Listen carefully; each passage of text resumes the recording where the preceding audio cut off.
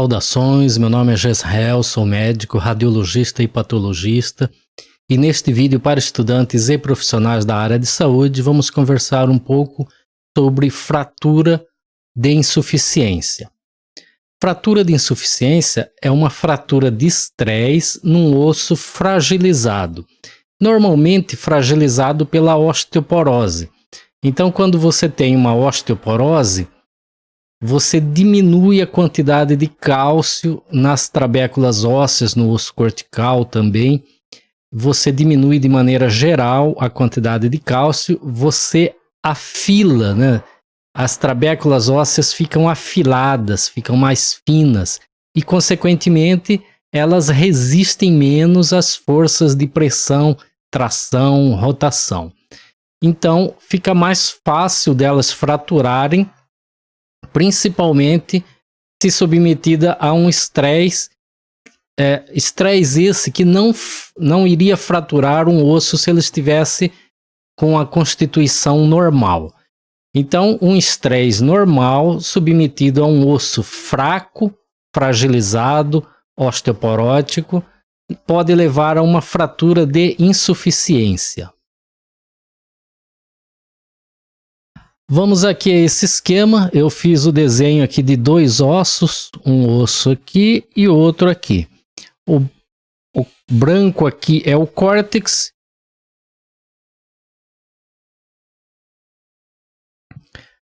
E aqui representado a medula óssea.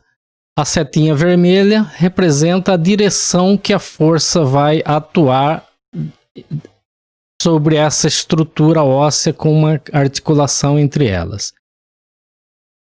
Atuando-se uma força suficiente para fraturar esse osso que está osteoporótico, que está fragilizado, vamos supor aqui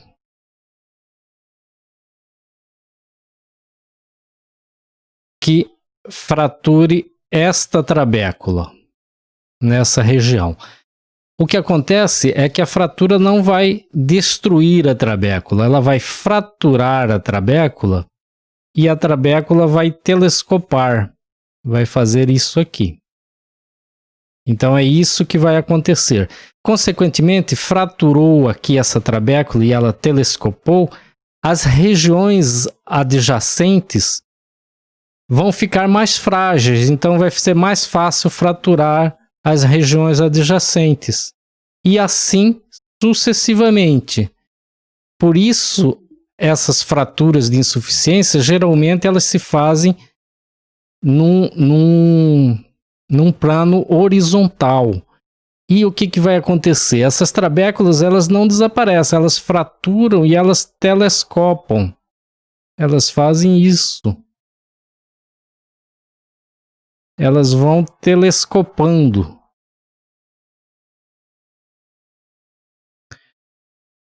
Consequentemente, essa região aqui, fraturada, ela vai ficar mais densa, né? Essa faixa vai ficar mais densa e vai ser uma faixa horizontal. Evidentemente que haverá edema ósseo nessa região. Ok? Então fica bem fácil de entender por que a fratura de insuficiência é horizontal. Então, já entendemos por que a fratura de insuficiência geralmente é um traço horizontal. Na verdade, ela não é um traço de fratura, ela é um disco, né? Se você olhasse de cima, você veria que é um disco, uma área em formato de disco que fraturou e vai acavalgando, vai telescopando aquelas trabéculas fraturadas. Evidentemente que isso cria um edema, um processo inflamatório ao redor. Esse edema aumenta a pressão intraóssea, que pode comprimir os pequenos vasos e fazer infarto ósseo, fazer osteonecrose. Então, a osteonecrose ela pode ser secundária à fratura de insuficiência. Lembrando que nós falamos de fratura de insuficiência na osteoporose, que é a imensa maioria dos casos. Entretanto, qualquer doença que fragilize o osso vai ter exatamente o mesmo efeito mecânico. Então, por exemplo, raquitismo, né? O raquitismo também o osso fica frágil, amolecido. Doenças que consomem muito, né? Que consomem muito o metabolismo do paciente. Então, as neoplasias que são muito agressivas e que desenvolve-se muito rapidamente também vai fragilizar os ossos, vai diminuir a quantidade de cálcio nos ossos, pode predispor aí fraturas de insuficiência. A osteomalácia também vai fazer uma fragilidade nos ossos. Algumas doenças como a osteogênese imperfeita e várias outras doenças. Então, qualquer doença que por acaso, várias doenças metabólicas também, qualquer doença que por acaso diminua a quantidade de cálcio no osso trabecular, fragilize esse osso trabecular de alguma forma, vai ser mais susceptível aí a fazer fraturas de insuficiência. E se a gente se lembrar, todas essas, né, as fraturas no raquitismo, elas são horizontais, fratura na osteomalácia é horizontal, fraturas em intoxicação por alumínio é horizontal, fraturas em quem usa cronicamente aí bifosfonato é uma fratura horizontal. Então, se a gente começar a se lembrar das doenças, né, as fraturas nas crianças com leucemia aguda também costuma ser horizontal, a maioria delas ocorre na metáfise. Então, se a gente se lembrar todas as doenças que fragilizem o osso de alguma forma, a gente vai ver que a imensa maioria vai ser uma fratura no sentido horizontal, no plano horizontal, né? No formato de um disco no plano horizontal. Agora vamos ver uma situação específica do joelho. Vamos ver aqui. Nós temos aqui representado o joelho, né? O fêmur em cima, a tíbia embaixo, em vermelho os meniscos.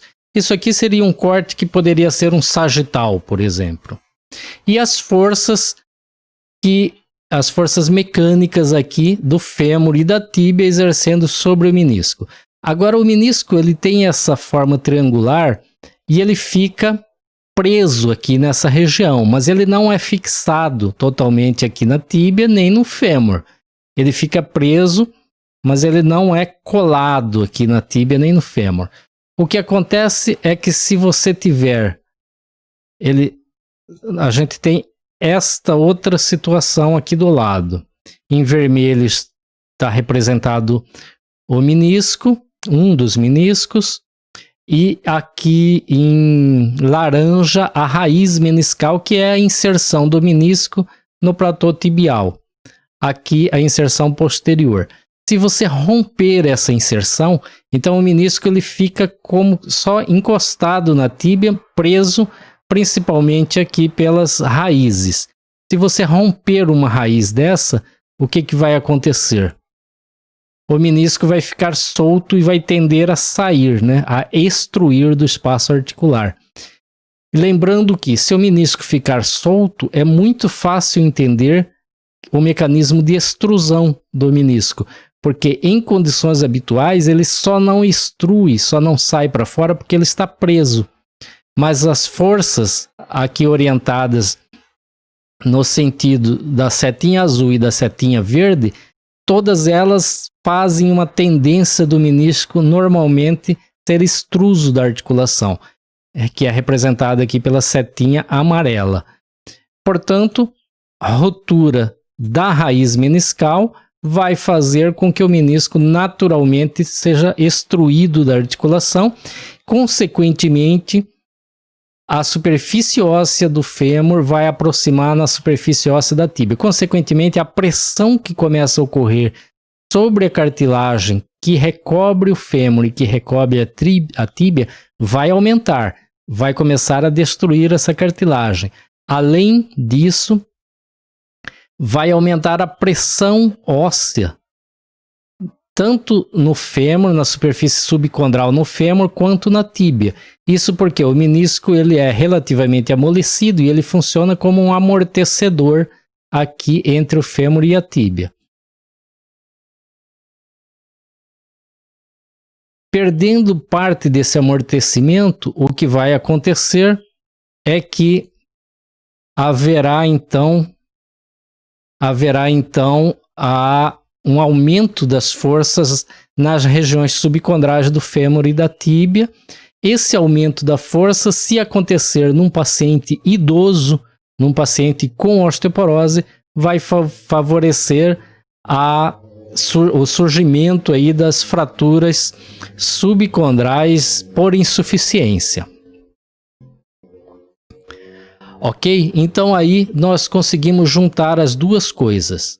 Neste vídeo eu tentei mostrar como acontece a fratura por insuficiência e o porquê a maioria delas é no plano horizontal, e também tentei mostrar esse modelo da ruptura da raiz posterior do menisco, levando naturalmente à extrusão desse menisco, ao aumento das forças mecânicas, o aumento da pressão do fêmur contra a tíbia, e isso favorecendo então no paciente idoso com osteoporose ou com alguma doença que fragilize os ossos, levando aí à fratura por insuficiência.